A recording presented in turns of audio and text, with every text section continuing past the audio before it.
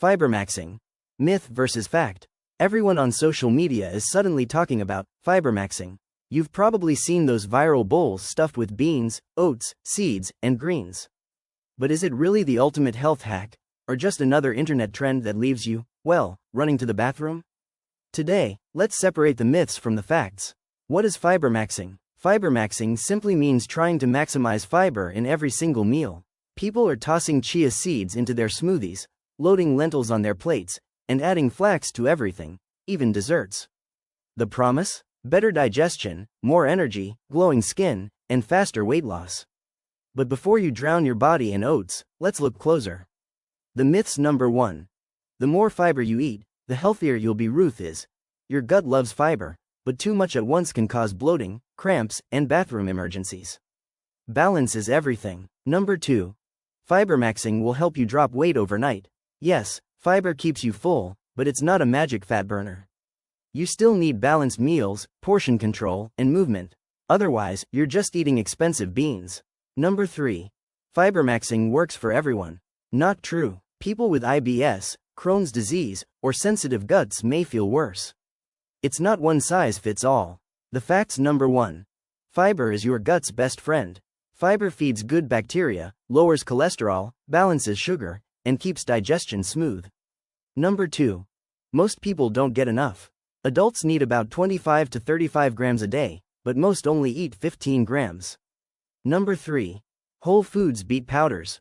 Powders and supplements work, but real fruits, veggies, and beans give you more vitamins, minerals, and antioxidants. Number 4.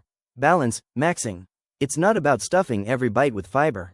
It's about reaching your daily target gradually and comfortably. How to add fiber without regrets. So how can you enjoy the benefits without turning yourself into a human balloon? Simple. Increase fiber slowly, give your gut time to adjust. Drink more water. Fiber works best when hydrated. Mix soluble fiber, apples, oats, beans, with insoluble fiber, carrots, whole wheat, broccoli. Eat variety. Don't just eat beans all day. Relatable everyday examples. Here's what fibermaxxing looks like in real life. Breakfast. Oats with banana and chia. Lunch. Lentil soup with whole grain bread. Snack. Apple with peanut butter. Dinner. Grilled chicken with broccoli and brown rice. See? You don't have to overload every meal. Just spread it out during the day. So, is fibermaxxing a myth or fact? The fact is, fiber is amazing for your body, but too much too fast can backfire. Aim for balance, not overload. Remember, small steps lead to big health wins. Bonus tip. Number 1. Pair fiber with probiotics. Combine fiber with probiotics. Probiotic foods like yogurt, kefir, kimchi, and sauerkraut work with fiber to feed your good gut bacteria. This makes digestion smoother, reduces bloating, and gives you more benefits from every bite. Spread fiber throughout the day. Don't dump all your fiber into one meal. Spread it out through breakfast, lunch, dinner, and snacks. Your body absorbs nutrients better this way, and you'll avoid that heavy, bloated feeling that comes with fiber overload. So, is fibermaxxing a myth or fact?